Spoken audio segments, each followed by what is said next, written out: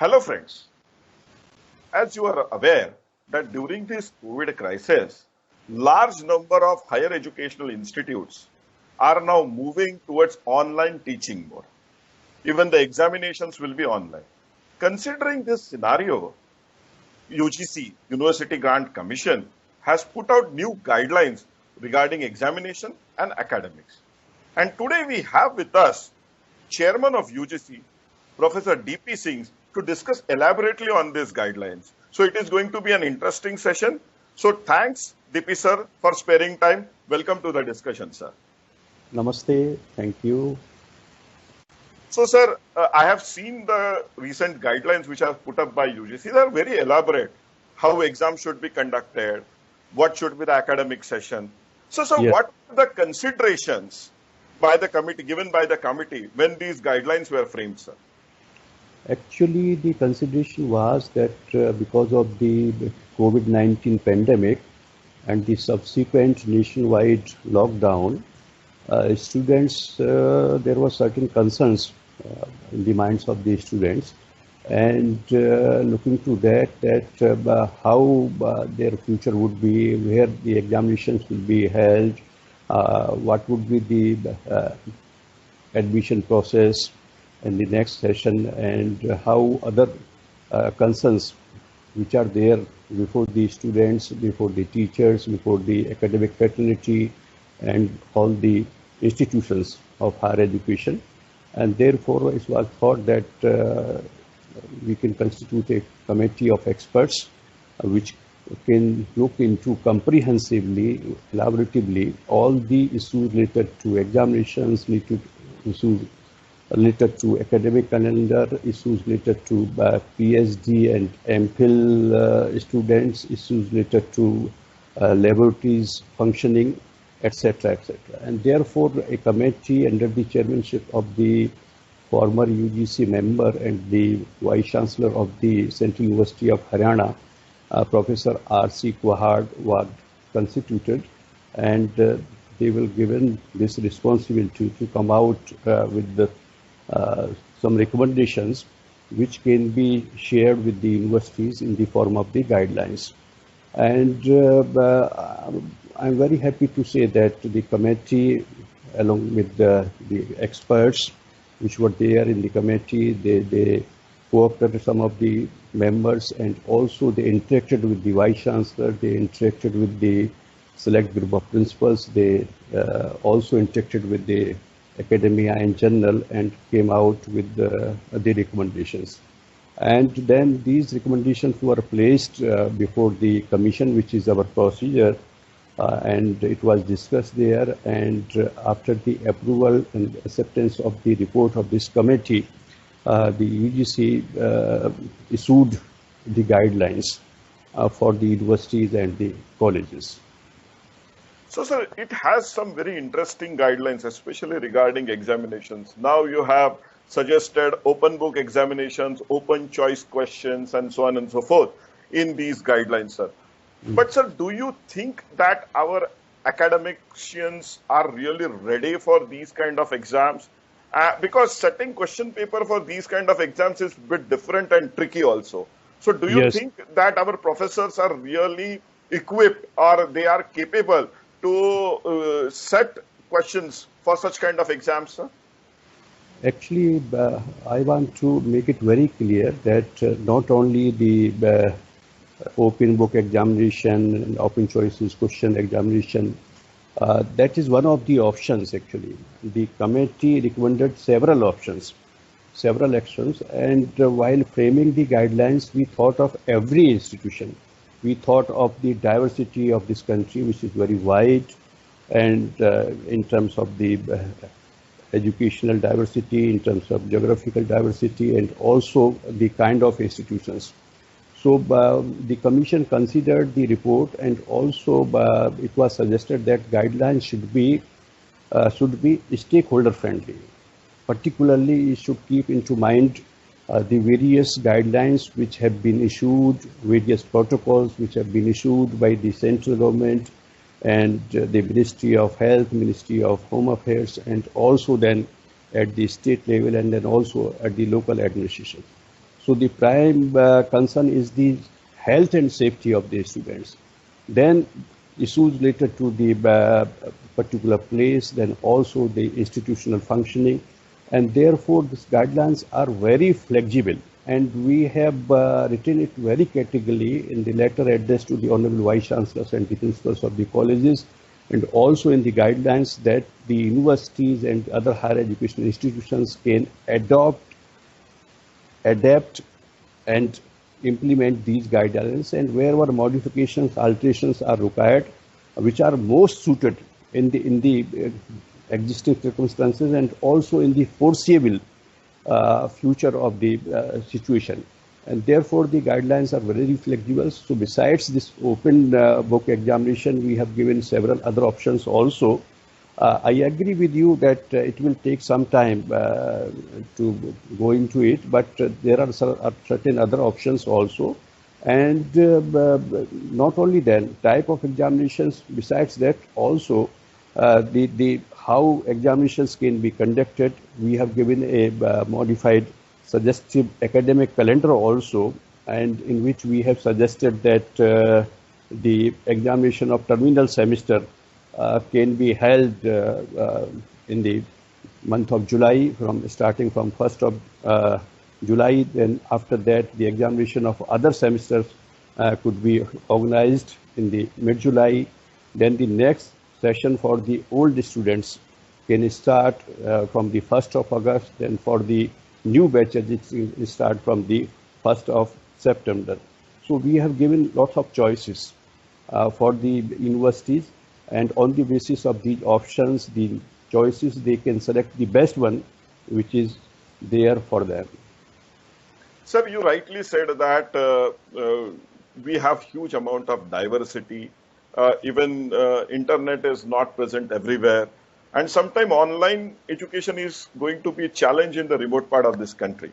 Yes, So, yes. sir, do you believe, or whether UGC believes that post-COVID world, whether there will be complete online kind of a mode for especially urban institutes and what we can say conventional kind of a rural, or it will be a blended for all? What is your take on this, sir? No, UGC is not suggesting complete shift to online education. I want to make it very clear.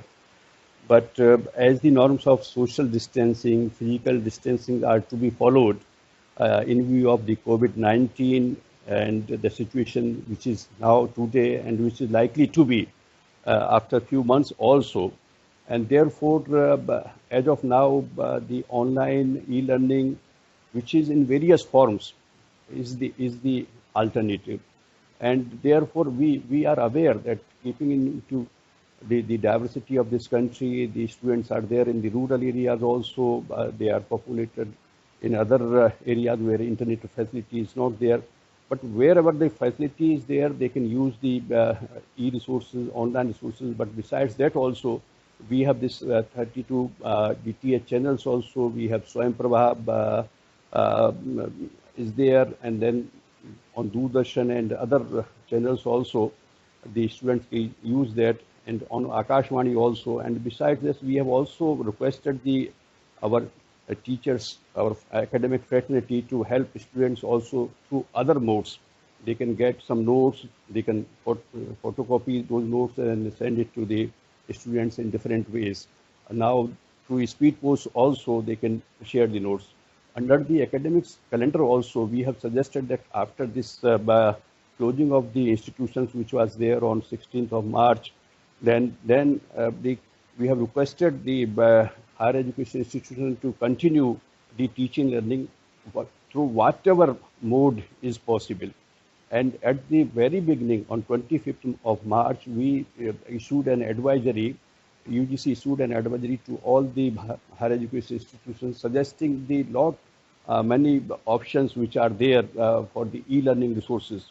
Like Whatever is available, so that the students are aware of that, the teachers are aware, they can use of that. We provided links to the academic fraternity, and that helped a lot. Then this through Swayam Prabha is also we are reaching to the students. So, sir, one of the another very important platform, MOOC platform is Swayam, sir. So, Yes, yes. sir, and a large number of students are now getting into Swayam platform. Initially, pre-COVID, the adoption of Swayam was not great by universities, sir. So, do you think, sir, that UGC is now will be more successful in pushing universities to adopt Swayam platform for giving credit, sir?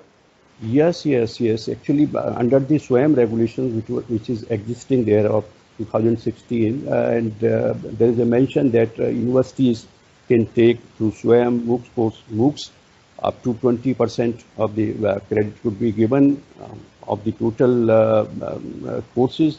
But we are also now thinking to increase it up to 40% so that more courses are available. We have already requested the higher education institutions to adopt these MOOCs and also to study through SWAYAM and also to have a mechanism of credit transfer. And now we will be writing to them, emphasizing, reiterating, and so that would be beneficial to the students. At the same time, UGC and the inter-university centers of the UGC, which are there, that CEC, Consortium for Educational Communication, and this InfluNet, Information and Library Network, these all three institutions are working together, and so that these we have more successfully implement these on SWAYAM portal. Fantastic, sir. So, sir, I would like to take back our discussion to the examination. Sir, previously, because the academic calendar was stretched, a large number of students would actually get opportunity to reappear for exams to improve their grades, to improve their marks, sir. Now, in the current situation, whether that kind of facility will be available to them, sir? Yes, yes, yes. We have provided that opportunity into the guidelines, and we have requested the higher education institutions that students should be provided with this option, and it is mentioned very clearly in the guidelines. If any student wants to improve the grades, he or she may appear in the special exams for such subjects during the next semester. That provision we have made. If you look at the guidelines, you will find out that they are more student friendly, and the interest, the health, safety concerns of the students community at large, they have been addressed in these guidelines. So another worrying factor for large number of youngsters will be, especially for youngsters who are doing post graduations and PhDs, sir, because a lot of laboratory work is also involved. With undergrads, you can always give an exam, you pass out, you get degree. But when it comes to MTechs, MPhils, PhDs, there's huge amount of laboratory work or field work which they have to do. Now, Yes, yes. considering this COVID crisis, they may not able to go to labs or they may not able to go on field. So, sir, what these new guidelines actually offer for them? Actually, committee which was there, they also discussed this issue with the fellow vice chancellors and the head of the institutions. And in the guide, on the basis of that, on the basis of the recommendations of the committee, we have suggested in the guidelines that some ways and means be evolved, so that students who can go to laboratories and can conduct, because they are sometimes the experiments are time bound, and therefore they have to go to laboratories and to have those experiments done. So one thing that has been requested, but another thing is that for keeping into mind the concerns of the MPhil and PhD students, we have extended the period of the submission of their theses by 6 months. Another in these guidelines provision is there that the viva voce of the or defense of the PhD can also be conducted through video and other methods remotely that can be done. So these two privileges have been given in the guidelines. So these examination guidelines, which you have put, or academic guidelines, which UGC has put out, sir. whether they are time bound and whether they are just confined to this COVID crisis, or now you look at these guidelines as a long term change and it's a new normal for UGC? Actually, the way the post-COVID situation has been projected, and we are going through it, and we have to perhaps learn to live with for this coronavirus. Something is like that, suggestions, and therefore, although guidelines have been framed for the current session and how the next academic session would be, because the current session being late will affect the admissions and other processes of the next academic session. So how those things, but one thing is there that we are suggesting that higher education institutions, besides the campus learning, and they should also think of the ICT enabled education, the use of e-learning, the IT enabled methods, the various resources which are there, and to also to promote online. But at the same time, face-to-face teaching should also be there, and therefore we can think of, in long run, a blended model of the teaching learning, and which is, I think, a necessity also. And therefore, having virtual classes, having the effective technology on the campuses is also required, and therefore we have also suggested to train our faculty through various modes in these teaching learning processes. And we should think of the ways and means and methods and strategies, whatever is best suited to the students in a particular locality, keeping again the diversity into mind. That is the take of UGC. So the one aspect is certainly exams, which are really immediately will be very relevant for students. The second aspect of this guidelines is guidelines regarding academic sessions, next academic session, sir. So would you like to elaborate on that also, sir?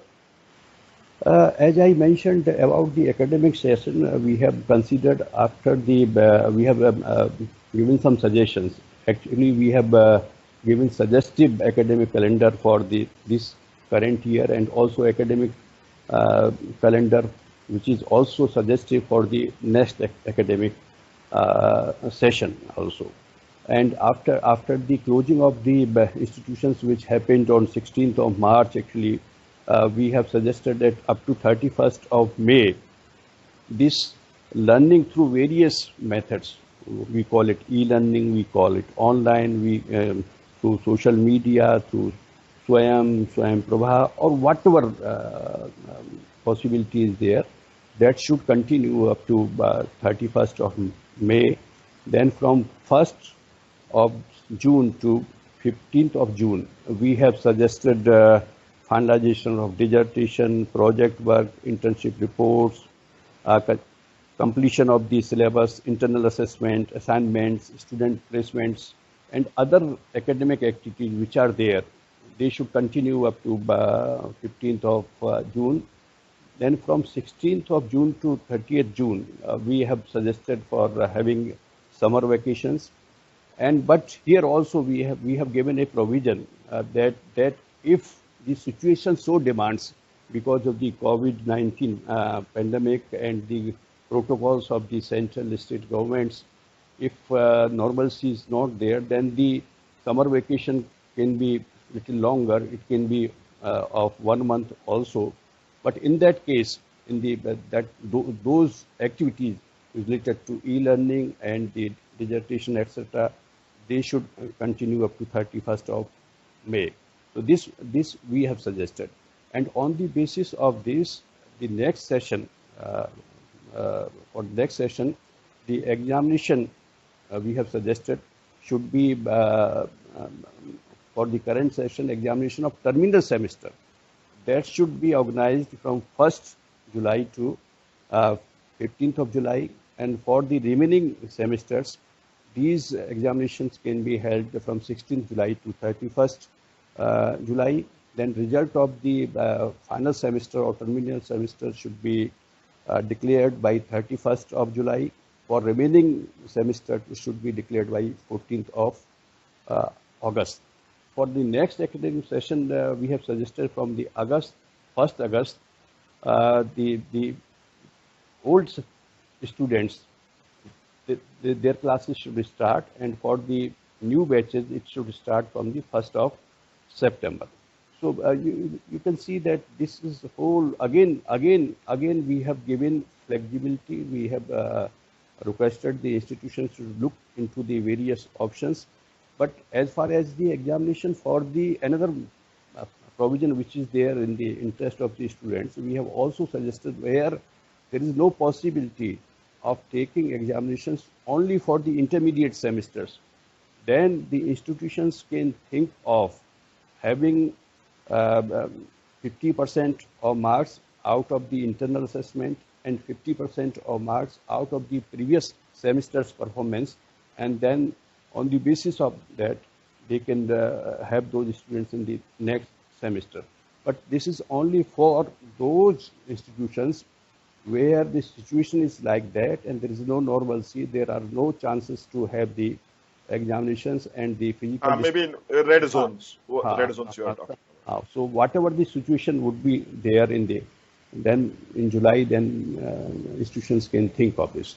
So in that way, you can see that these guidelines are very much student friendly, stakeholder friendly, institutional friendly, and the guidelines provide flexibility and easy to adapt and easy to implement type of guidelines are there, keeping into mind the health and safety of the students. So, sir, let's close down on this very, very optimistic, positive note, sir. I have seen the guidelines. They are really very elaborate. I can vouch that they are very, very stakeholders friendly, sir. So, yes. Thank you for talking to us, Singh Saab. We really appreciate, sir. Thank you very much. Thank you very much. But before closing, I would like to say that I would suggest my... Go ahead, sir. My dear students, my academic fraternity, that not to panic, have patience. The institutions which are there at the, whether at the central level or the state level and the higher educations, they feel concerned about the health and safety of the students, and their concern is of prime importance to all of us. Recently, we have also constituted a UGC, a task force of our senior officers to handle all the queries and grievances of the students, of the teachers, and of the higher education institutions promptly and to respond to them and timely. And we have also created a separate helpline also, it's a helpline number also. So this is all to facilitate and to keep into view to address the concern of the students, and this is what we have requested all the higher education institutions to have the helpline for the students, also to look into the mental health and the well-being of the students, to provide health counseling, psychological counseling. So we all feel concerned about the health and safety of the students. I wish all the very best to my students for their future endeavors. Thank you very much. Thank you very much, sir. Jai Hind, sir. Jai Hind.